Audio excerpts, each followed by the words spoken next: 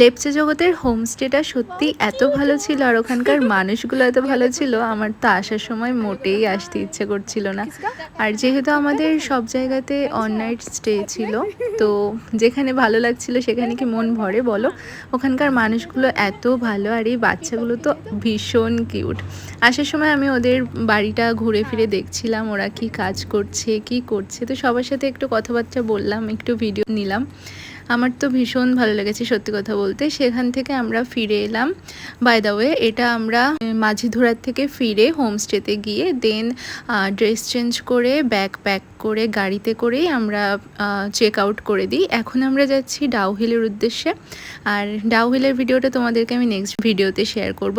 মাঝখানে আমরা ছোট্ট একটা ফলস দেখেছিলাম আর সেখানে গাড়ি দাঁড় করিয়ে প্রায় 2 ঘন্টা মতো আমরা ওখানে স্পেন্ড করেছি ছবি ভিডিও নিয়ে বেশ। তারপরে তো ড্রাইভার দাদা বলে এরপরে আর কোথাও দাঁড়ালে কিন্তু ডাউহিল যাওয়া হবে না, তো আমরা বলি না, আমরা আর কোথাও দাঁড়াবো না, সোজা ডাউহিল যাব। তো নেক্সট ভিডিওতে আমি তোমাদেরকে ওটা দেখাবো।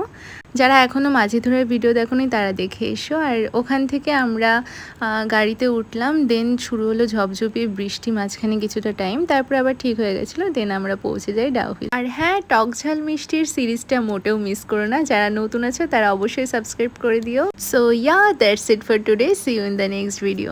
Thanks for watching. Bye.